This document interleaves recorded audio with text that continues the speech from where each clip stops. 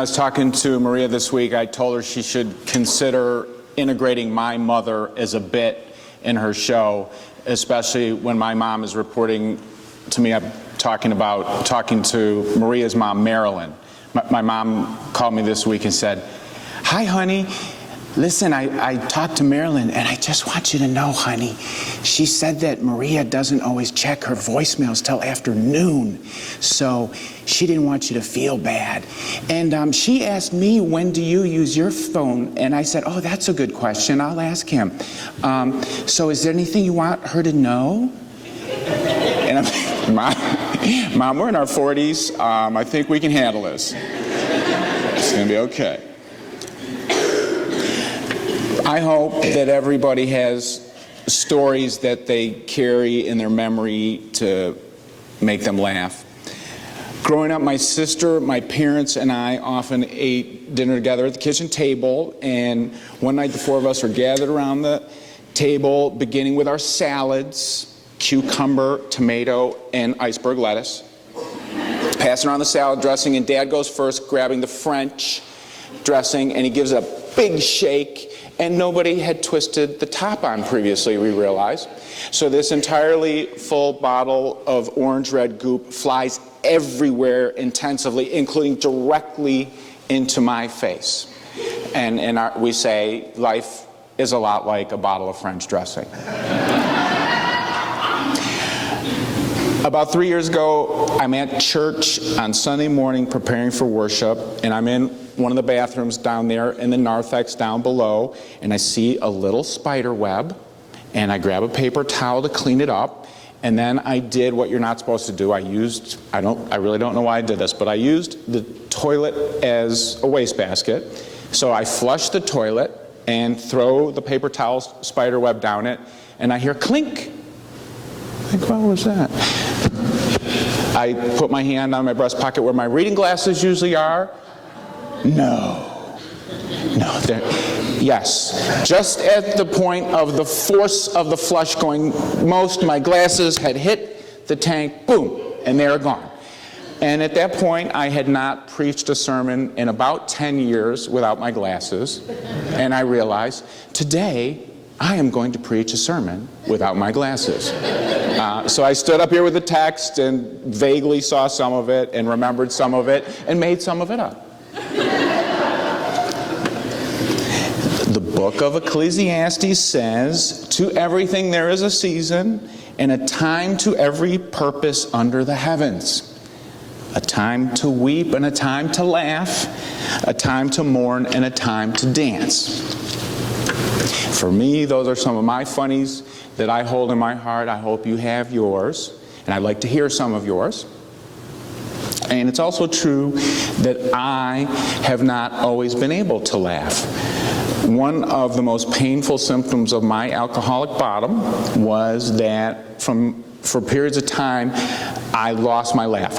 In situations when my brain would know something was funny, it just wouldn't come up. And I sit there and think, that's funny, but I don't feel it. Religion also has histories of not doing very well with humor. One of the reasons why many people are averse to religion is they have experienced it as overly serious about life. Who here has experienced a minister or a community religiously being a little too serious about themselves or dour? Okay. It's quite a few of us. The movie Doubt is great with this. Two giants, Philip Seymour Hoffman and Meryl Streep, are among the actors, and Meryl Streep plays the severe Catholic nun, school principal, Sister Aloysius. She is determined to seal the school off from any kind of modernization, no modern thought, no modern behavior. She scolds people about any little thing, including using a ballpoint pen, which I didn't even understand why that was upsetting.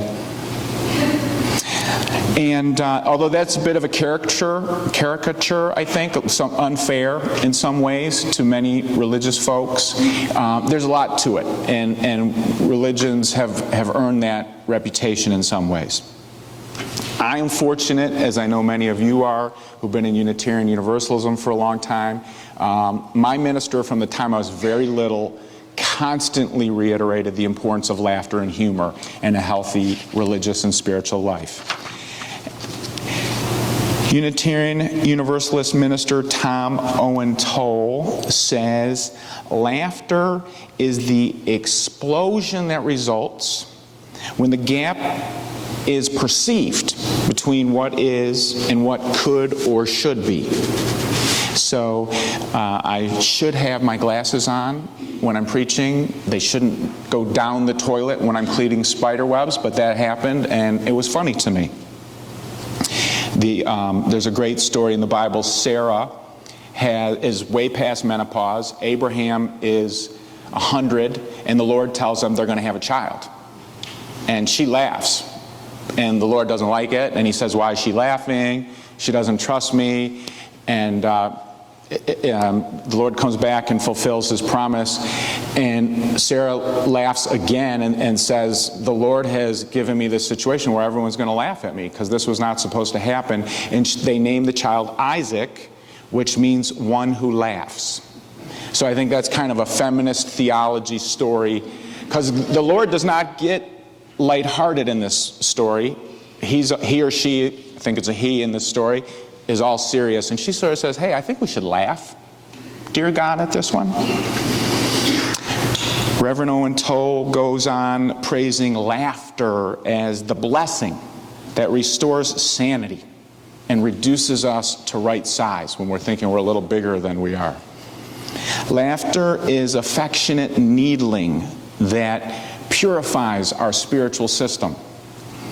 Laughter is the acknowledgement of the ridiculous that dwells just inside our shell of dignity. And laughter is a voluntary way of granting our brains an oxygen bath.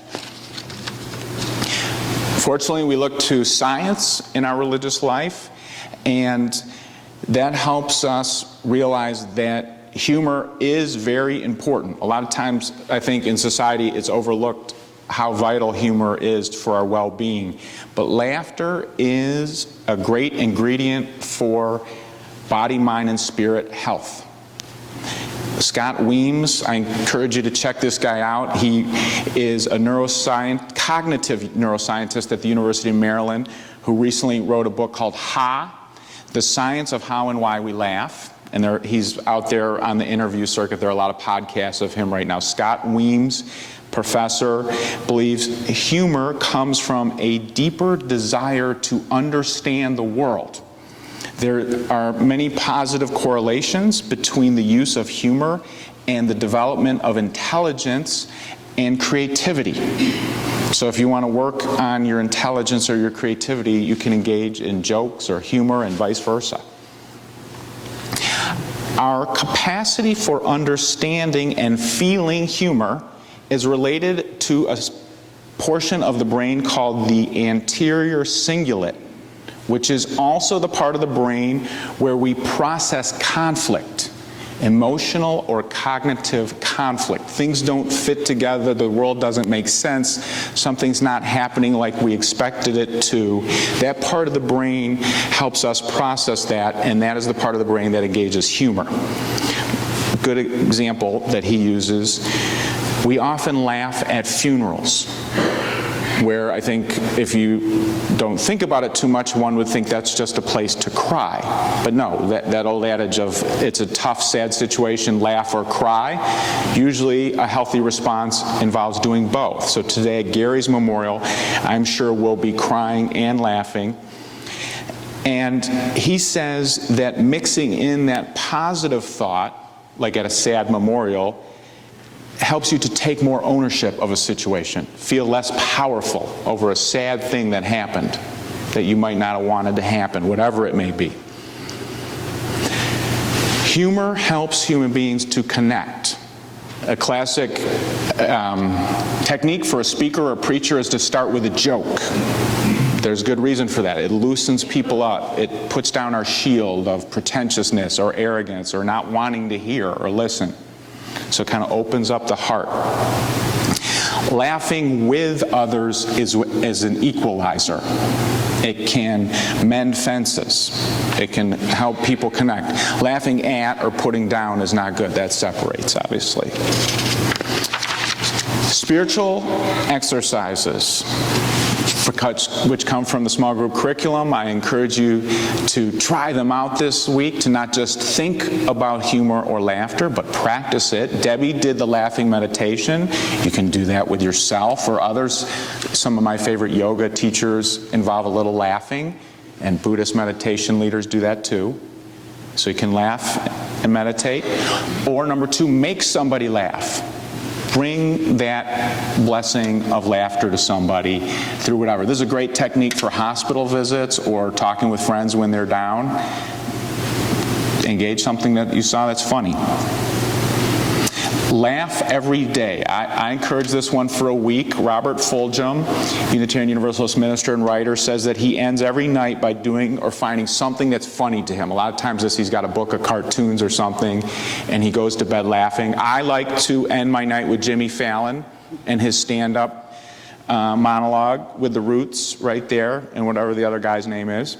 But whatever for you, it doesn't have to be in the end of the day, but once a day, and I'm sure many of you already do this. Engage something to feel humor or laugh. I have a group of minister friends, and we often say that we should put together a little book of some of our funniest stories on memorials and weddings. And mine that I might contribute goes like this. I was serving the Annapolis church as an intern, and I had a wedding out on the Chesapeake Bay in the Kent Islands. And I knew summer traffic would be an issue. Friday night rehearsal, Saturday early afternoon, Saturday like 11 in the morning wedding. So I think I cannot be late for the rehearsal. I'm going to go really early, get out there. I get out on the highway on the Friday. There's no traffic at all. And I cruise free. I get there like 45 minutes early, read a book at a picnic table, get there, have the rehearsal. As I'm leaving the rehearsal, the father of the bride pulls me aside and says, "Hey, I want to tell you a story. When my other daughter got married, the minister was late. And the minister ended up being about 45 minutes late. And 20 minutes in, we decided we were not going to wait for the minister. So we grabbed the minister out of the seats, and that person stood up and did the wedding. And the minister that was to be walked in sheepishly at the end of the ceremony. And he said this to me. He said, "So, tomorrow, don't be late." And for some reason, I was like, ah! I just felt really weird energy when he said that to me. So next morning, I have allotted the amount of time it took me on Friday. And I get out, and the traffic is like a parking lot. In Chicago summer, heavy traffic is Friday afternoon. Apparently beach, it's more Saturday morning.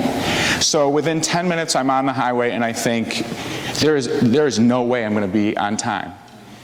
And I have two choices: be late to a 200-person wedding and incur the wrath of the father of the bride, or drive in the emergency lane. So I said, oh yeah. So I get over here, and I think everyone else has their beach clothes. I have my suit, and I can explain this and try to get the officer to give me a break. So I drive like 15 miles in the emergency lane, just trying not to get in an accident. I get there 3 minutes before the wedding starts, dive in, do the fastest prep I can. We start basically on time. And I am driving home, and I think, I think I need to more thoroughly examine the theology of the jinx. Because that guy jinxed me, man, the night before.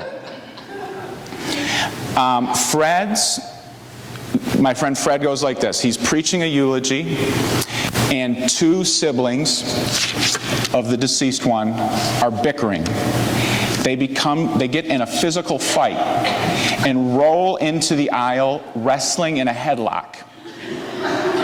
And he has to decide, does he keep going with the eulogy or stop and do conflict mediation? He keeps going. And in a few seconds, the brothers realize what they're doing and where they're doing it. And they snap out of it and get back up in their seats.